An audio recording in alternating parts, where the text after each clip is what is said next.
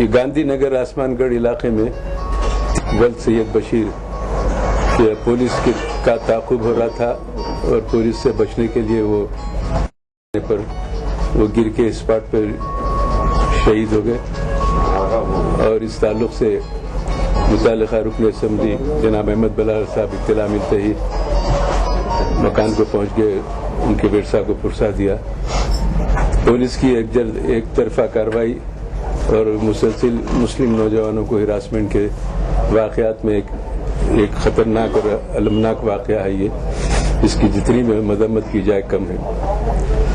سوال یہ پیدا ہوتا ہے کہ جو فرقے وارانہ نوعیت کے ہنگامے کا آغاز ہوا، اور آغاز کرنے والوں کو گرفتاری کے لیے کوئی حرکت نہیں ہے، صرف چند گھنٹوں کے بعد مکانات پر سنگباری اور کچھ آٹوز کو جلائے، موٹر سائیکلوں کو جلائے، اس کے رد عمل پر مسلم نوجوان اگر احتجاج کرتے ہیں تو ان کی گرفتاری کا لامتناہی سلسلہ جاری ہے۔ حتیٰ کہ تیلگو، اردو، انگلش اخباروں میں ایک گھر کی فوٹو آئی جو چھت پہ کھڑے رہ کے مسلمانوں کے گھروں پہ سنگباری کر رہے تھے، لیکن اس کے باوجود آج تک ان کو گرفتار نہیں کیا گیا، نہ ادھر کوئی توجہ دی گئی۔ پولیس کا مسلم دشمنی رویے کو ہم برداشت نہیں کرتے، اور بارہا ہم بتایا کہ آپ کاؤنٹر کیس کے طور پہ مسلم نوجوانوں کی فہرست بنائے ہیں۔ اگر حقیقت میں کوئی انوالومنٹ ہے کسی کا تو آپ ہم کو بتائیے، ہم ان کے ویریفائی کریں گے، اس سے بات کریں گے، اس کے بعد آپ کو جواب دیں گے۔ لیکن کرفیو کے دوران لیڈیز پولیس کے ہمراہ گھروں میں گھس جانا، مسلمانوں کے گھروں میں گھس کے نوجوانوں کو گرفتار کرنا، یہ طریقہ کار پولیس کا مسلمانوں سے دشمنی کا بہترین اور اچھا ثبوت ہے۔ اس سلسلے میں ہمارا مطالبہ یہ ہے کہ کل کے واقعے میں جو غوث کی ہلاکت ہوئی ہے، اس کے ذمہ دار عہدیداروں کے خلاف کارروائی کی جائے، تحقیقات کر کے، اور سخت ترین کارروائی کرے، ان کو سسپینڈ کرے۔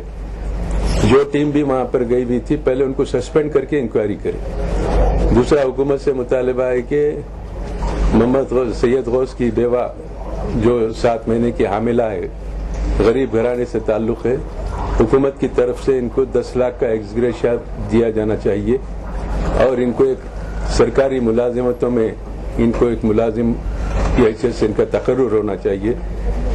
یہ سب ہونے کے بعد آدمی کا نعم البدل تو نہیں ملتا، لیکن کم از کم ان کے ساتھ ان کے مستقبل کی زندگی گزارنے کے بہتر مواقع ان کے بن سکتے ہیں۔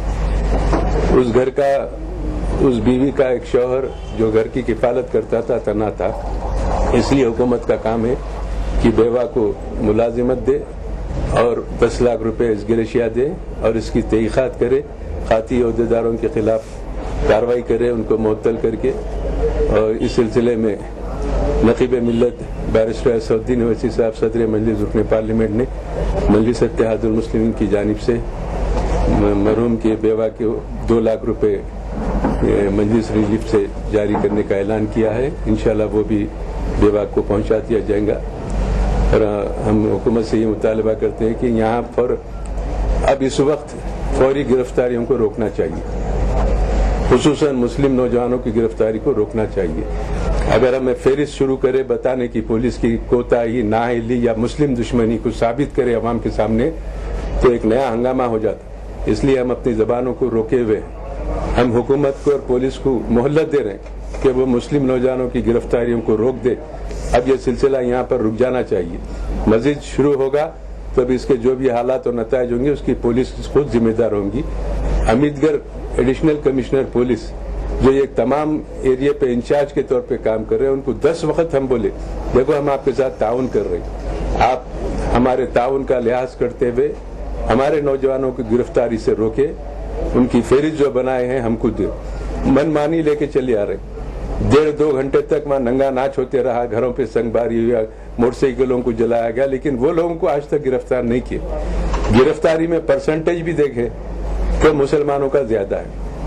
جہاں پر ویڈیوگرافر نہیں ہے، اگر کوئی واقعہ ہوا تو وہاں پر ویڈیوگرافی سے زیادہ تیز اگر کوئی الیکٹرانک میڈیا سے تیز کوئی کام کرنے والا ہے تو پولیس کا مخبر ہے، جو سب سے زیادہ آگے بڑھ کے بغیر کیمروں کے یہ سعید آباد میں کرما گوڑے میں کوئی مقبرہ کام نہیں کرے جو یہ سازش کر کے ہنگامہ برپا کرے.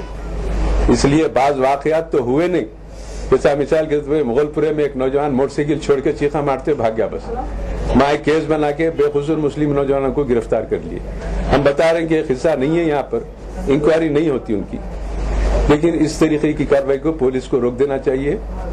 خصوصاً مسلم نوجوانوں کی گرفتاری کو یہاں پر روک دینا چاہیے. حکومت 10 لاکھ روپے ازگر شاہ دینا اور بیوہ کو ملازمت دینا, اور مجلس اتحاد المسلمین کی طرف سے بھی 2 لاکھ روپے ان کو مجلس ریلیف فنڈ سے دیے جائیں گے.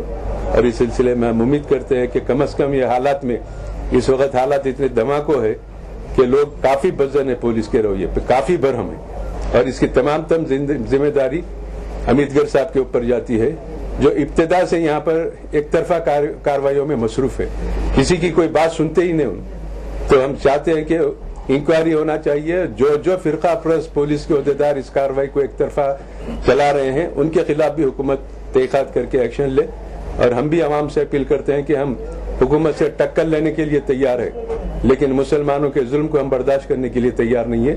ہم جو ہوتا فیصلہ صدر مجلس کی اجازت سے حکومت سے مقابلہ کریں گے تاکہ فرقہ پرست پولیس عہدیداروں کا خاتمہ ہو اور شہر میں مستقل طور پر امن قائم ہو. شکریہ.